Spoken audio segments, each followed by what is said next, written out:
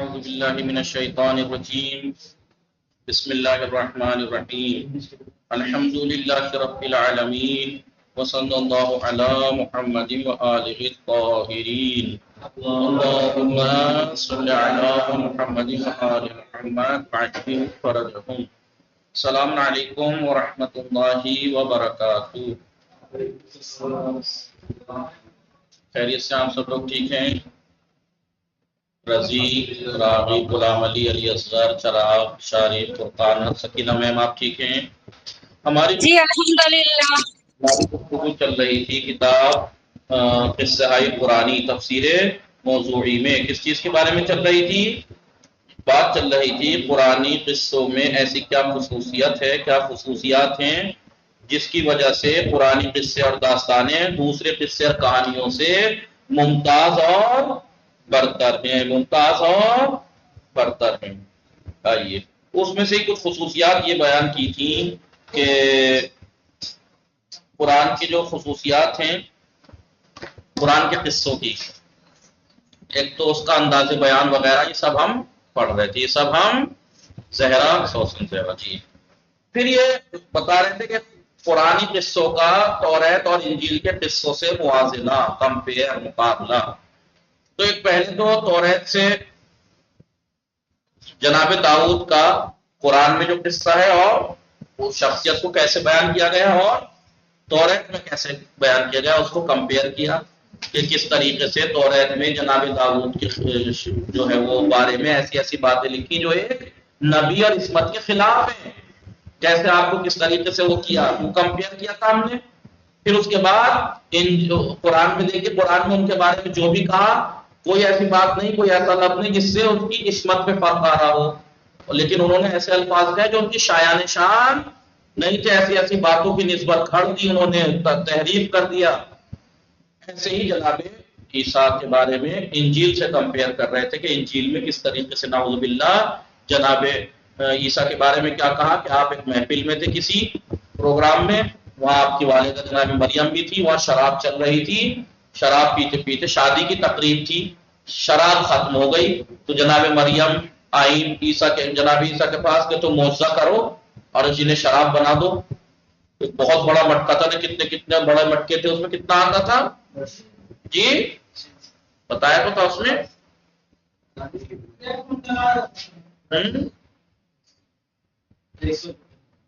100 ایسے کچھ تھا، اتنا اتنا وہ آ جاتا، اتنے بڑے بڑے کتنے مٹکے پانی بھروایا انہوں نے جناب عیسیٰ نے اور وہ لوگوں کو کہا کہ بانٹ دو. اب جو بانٹا تو وہ شراب بن گئی تھی اور سب نے کہا دورا سے بڑے گاؤں کیا شراب ہے. لوگ تو جو ہے اپنی شادیوں میں پہلے لوکل والی پلاتے ہیں، وہ پہلے اوریجنل والی پلاتے ہیں، جب اچھا مست ہو جاتے ہیں تب گھٹیا والی بھی پلا دیتے ہیں، لیکن تم نے تو اچھی والی تو بچا کے رکھی تھی. اب بتائیے نبی کی شان میں کے خلاف ہے یہ کتنی گھٹیا باتیں. شراب معجزے سے شراب بنا دی، شراب پی جا رہی ہے، ماں بھی شرکت کر رہی ہے وہاں، کیا کیا کیا کیا سمجھ میں آ رہا ہے نہیں جی. قرآن میں قرآن کے قصوں میں آپ کو کہیں نہیں ملے گا کہ جناب عیسیٰ یا جناب مریم کی شان میں کوئی ایسی بات ہو جو ان کی عصمت کے خلاف ہو. سمجھ میں آیا کہ جناب موسیٰ کے معجزے بھی بیان کیے تو کیا بیماروں کو آپ صحیح کر دیتے ہیں ہماری اجازت اذن سے، پرندے جیسا بنا کے اس میں روح پھونک دیتے ہیں ہمارے اذن سے. سارا کام کوئی ایسا کام نہیں کہ جو ان کی عصمت کے خلاف ہو. ان دونوں قصوں کے کمپیئر سے قرآنی قصوں اور توریت و انجیل کے تحریف شدہ حکایتوں کے درمیان فرق کی وضاحت ہو جاتی ہے کہ کس طریقے سے توریت اور انجیل آسمانی کتابیں ہیں، آسمان اور وہاں کچھ غلط نازل نہیں ہوا، لیکن کیا کیا عیسائیوں یہودیوں نے تحریف کر دی ہے. کیا کر دی ہے؟ سب بدل کے رکھ دیا ہے. اب دیکھیے لیکن قرآن کے سارے صحیح. یہ بات قابل ذکر ہے کہ قرآن کی تعلیمات زہرا سکینہ میم کہ قرآن کی تعلیمات کی بنیاد پر اسلام تمام آسمانی کتابوں اور نبیوں کی حقانیت پر ایمان رکھتے ہیں. یہی وجہ ہے کہ قرآن کی تعلیمات کی بنیاد پہ بھی اسی وجہ سے ہر مسلمان تمام آسمانی کتابوں پر، تمام انبیاء کی حقانیت پر ایمان رکھتے ہیں. کوئی مسلمان آپ کو یہ نہیں کہہ سکتا کہ نعوذ باللہ جناب موسیٰ کو غلط کہتے، جناب عیسیٰ کو گزرے ہوئے کسی نبی کو غلط نہیں کہہ سکتا. کہہ رہا ہے تو مسلمان نہیں ہے، انبیاء کا مخالف ہے تو لیکن آپ یہودیوں کو دیکھیے وہ عیسائیوں کو نہیں مانتے، مسلمانوں کے تو کھلے دشمن ہیں، عیسائیوں کو دیکھیے وہ مسلمانوں کو نہیں مانتے. ٹھیک ہے نہیں برا کہتے ہیں نعوذ باللہ، ہمارے نبی کے خلاف تھے بھائی، یہودیوں نے کیا، عیسائیوں نے کتنا ظلم ڈھایا ہے. جنگ خیبر کس سے ہوئی تھی؟ اور وہ کون سا تھی، کس سے ہوا تھا وہ؟ ارے پنجتن کو لے کے گئے تو کس سے ہوا تھا؟ عیسائیوں سے ہی تو ہوا تھا. انہوں نے بہت ستایا عیسائیوں یہودیوں نے، وہ نہیں عیسائیوں سے یہودیوں سے نہیں جنگ، وہ جنگ خیبر. سمجھ میں آیا نہیں؟ اور مسلمان کو کیونکہ قرآن کی تعلیمات ایسی ہیں، اس لیے ہر مسلمان آسمانی کتابوں کو انبیاء کی حقانیت پر ایمان رکھتے ہیں اور ان کے درمیان فرق کے قائل نہیں ہیں. قرآن اس حقیقت کو بیان کرتے ہوئے فرماتا ہے اعوذ باللہ من الشیطان الرجیم آمن الرسول بما انزل الیہ من ربہ. آمن الرسول ایمان لائے، بما انزل الیہ جو ان کے اوپر نازل کیا گیا ان کی رب کی طرف سے، والمؤمنون مومن بھی ایمان رکھتے ہیں ہر اس چیز پر. کلو تسلیم میں بھی آئی کلو ہر اس چیز پر، کل آمن باللہ و ملائکہ، تمام چیزوں پہ اللہ پہ ایمان رکھتے ہیں اور ملائکہ. ٹھیک ہے، وہ کتب ہی ان کی ملائکہ پہ، اللہ پر ایمان، فرشتوں پر ایمان، کتاب اس کی کتابوں پر، اس کے رسولوں پر. لا نفرق بین احد من رسول، سمجھ میں کسی رسول میں کوئی فرق نہیں. تمام یہ کہنا رسول تمام باتوں پر ایمان رکھتا ہے جو اس کی طرف نازل کی گئی، وہ سب باتوں پہ ایمان رکھتا ہے نبی رسول. اور مومن بھی سب کے سب اللہ، ملائکہ، مرسلین اور پر ایمان رکھتے ہیں. ان کا کہنا ہے کہ ہم رسولوں کے درمیان تفریق نہیں کرتے. بتائیے ہم میں سے کوئی مسلمان ہے ایسا جو یہ کہے کہ فلاں نبی معصوم ہے، فلاں نہیں تھے معصوم؟ جی اسلام سے خارج ہو جائے گا اگر اسلام عصمت کا قائل نہیں ہے تو. 1,24,000 انبیاء برحق اور معصوم ہے، یہی تو ہم لوگ جی قرآن کی تعلیمات ہے. لیکن یہود و نصارہ انبیاء کے سلسلے میں توریت و انجیل کے مندرجات کی بنیاد پر عقیدہ و کردار میں انحراف کا شکار ہو گئے. جی اور بت پرستوں کی طرح کچھ کو خدا اور بعض کو خدا کا بیٹا. دیکھو عیسائی جو ہیں جناب عیسیٰ تین کو ملا کے خدا مانتے ہیں نہیں کہ خدا ہے. جی انحراف کی وجہ شکار ہو گئے بت پرستوں کی طرح، وہ بھی کچھ کو خدا اور بعض کو خدا کا بیٹا، جناب عیسیٰ کو خدا کا بیٹا ماننے لگے.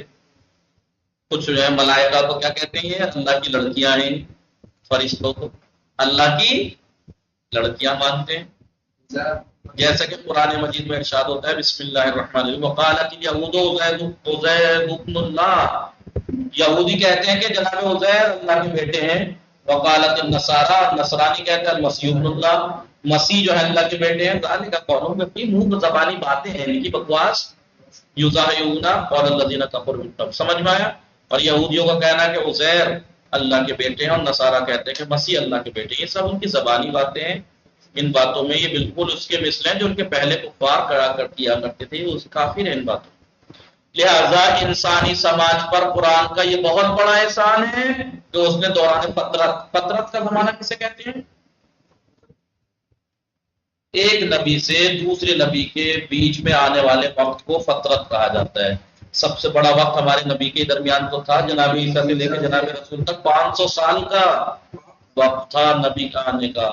اب آپ یہ کہیں گے کہ مولانا آپ کہہ رہے ہیں کہ یہ 500 سال تک کوئی نبی نہیں تھا، جبکہ ہم روایت پڑھتے ہیں کہ ایک لمحے کے لیے بھی زمین اگر حجت خدا سے خالی ہو جائے تو وہ اپنے اہل و عیال کے ساتھ پورے سب فنا ہو جائے، تباہ ہو جائے، ختم ہو جائے، تو پھر یہ 500 سال تک باقی کیسے رہی؟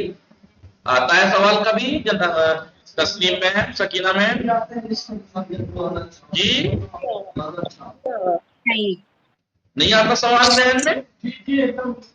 نہیں، کیونکہ رسالت ماں کی خلافت تو تھی نا. نہیں تو جناب عیسیٰ سے ہمارے نبی کے بیچ میں 500 سال کا گیپ ہے زمانہ فطرت.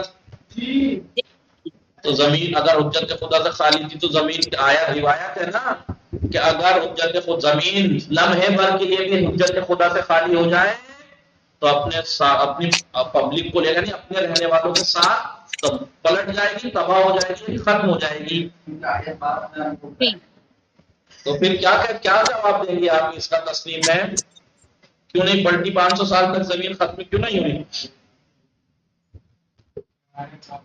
इसका एक ये जवाब हो सकता है क्या कि सुल्ब में नूर मोहम्मद सल्लल्लाहु अलैहि वसल्लम। क्या जवाब? आगा ये बात हो सकती है कि उनके वसी आसान, जी जी। रिवायत चाहे जब आई हो, जमीन एक लम्हे के लिए खाली हो जाए, खुदा से खत्म हो जाएगी। ये जनाब तस्लीम मैम ने सही बात कही। अब नबी नहीं आए, औसिया तो थे, जनाब अबू तालिब, जनाब अब्दुल मुत्तलिब, वसी औसिया इलाही थे सब। और आप लोगों को क्यों नहीं पता ये बातें? जमीन हमें भर के हुज्जत खुदा से खाली नहीं हो सकती। अल्लाह की कोई ना कोई हुज्जत मौजूद रहेगी, चाहे नबी की शक्ल में, चाहे इमाम की शक्ल में, चाहे वसी की शक्ल में। औसिया तो थे जनाब ईसा से लेके जनाब हमारे नबी तक, औसिया एक के बाद एक रहे हैं हर जमाने में, हर लम्हे में। खुदा के वसी औसिया रहे हैं, जानशीन वगैरह, ठीक है। जनाब अबू तालिब और ये जनाब अब्दुल मुत्तलिब इधर ऊपर चले जाइए, सब औसिया ही रही हैं। समझ में आ रहा है? औसिया का क्या मतलब हुआ? मौलाए रसूल खुदा गए तो जानशीन बना के गए, वसी नहीं इमाम अली को। ऐसे ही हर नबी एक को वसी बना दिया, उसने अपने बाद जाते टाइम दूसरे को वसी बना दिया, उसने जाते टाइम कि ये नसीहत और तबलीग करते रहना, ठीक है। हुज्जत खुदा से जमीन एक लम्हे के लिए खाली नहीं हो सकती, एक लम्हे के लिए भी, ठीक है। जिस दिन एक लम्हे के लिए भी हुज्जत खुदा से जमीन खाली हो जाए, खत्म हो जाएगी लम्हे भर में। अब आप कहेंगे कि हमारे 11वीं इमाम के बाद से अब तक क्यों नहीं तबाह हुई? क्योंकि हमारी हुज्जत जिंदा है। हमारी हुज्जत जमीन का मौजूद होना बता रहा है कि जमीन हुज्जत खुदा से अभी खाली है नहीं। जिस दिन खाली हो जाएगी उस दिन तबाह हो जाएगी, खत्म हो जाएगी। खुद इमाम के वजूद पर एक जिंदा दलील है ये भी, जमीन का बाकी रहना। जमीन का बाकी रहना इस बात की दलील है कि जमीन हुज्जत खुदा से खाली नहीं है। समझ में आया? जमीन कभी भी लम्हे भर के लिए भी हुज्जत खुदा से खाली नहीं हो सकती। आइए, ठीक है।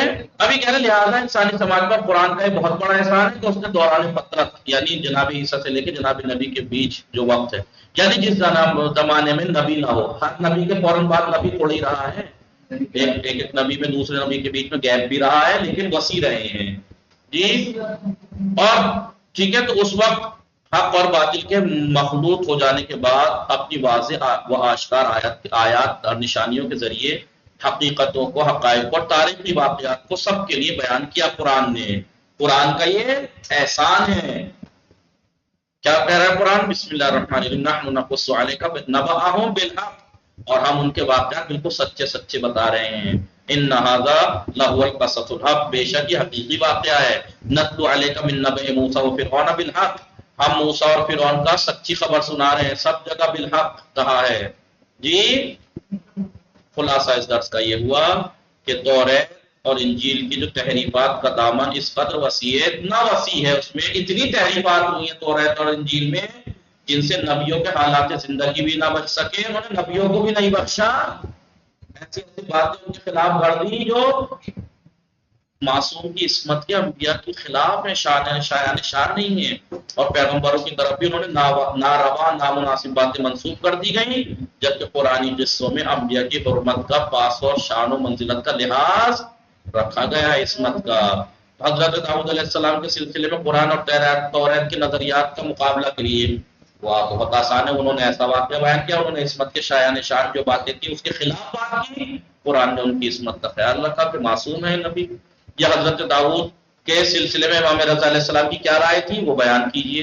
वो कि नहीं भाई ये गलत करते हैं, तो कुरान और इंजील ने हजरत ईसा अलैहिस्सलाम का किस तरह तारुफ कराया, हुआ भी तारुफ कराया। ये दर्स तमाम हुआ। इंशाअल्लाह कल से नया दर्स पढ़ेंगे जिसमें इसराइलियात किसे कहते हैं और कुरानी किस्सों और इसराइलियात में क्या फर्क है। इसराइलियात आपने देखा होगा, इसराइलियात क्या है वो बताएंगे कल। जैसे हमारी करबला तक में इसराइलियात दाखिल कर दी गई है। किसी ने कह दिया जनाब कासिम की वहां सेहरा बंधा था, शादी हुई थी। ये किसी भी चीज को हकीकत को से धुलमिल करने के लिए उससे डायरेक्ट भिड़ना से कोई फायदा नहीं है। होशियार लोग क्या करते हैं, उसी हकीकत में झूठ बातें भी घड़ के, ताकि वो हकीकत भी उन्हीं में घुल मिल के खत्म होकर रह जाए, ये करते हैं। तो इन्होंने क्या किया, यहूदियों ने خاص کر کے انڈیا پاکستان میں ایسی ایسی کتابیں ترجمہ کر کے اور پاس سے کہ اب پتہ ہی نہیں چلتا کہ ہے کون، وہ کس نے لکھی، کب آ گئی یہ باتیں. پہلے کی کتابوں میں دیکھیے کچھ نہیں ہے کربلا کے بارے میں ایسی باتیں. اب انڈیا پاکستان میں جی لوگ جناب علی اکبر جناب قاسم کا صحرا تم کبرا کا رنڈا پار نو ہے بھی لکھے گا تم کبرا کا رنڈا پار جی لے بھی لے اور کیا کیا کیا. مولانا صاحب ایک سوال ہے جی یہ جو دوسرا والا کوشچن ہے نا، حضرت داؤد علیہ السلام کے بارے میں امام رضا علیہ السلام کی رائے بتائیے. جی یہ پیچھے پڑھیے نا، حضرت امام رضا نے قصے کے فوراً بعد کہا ہے کہ وہ ایسے نہیں تھے، سب کیا واقعہ ہے پورا دینا ہے، آپ کو دیکھیے گا. وصلی اللہ علی محمد وآلہ الطاہرین. اللہم صلی علی محمد وآلہ محمد.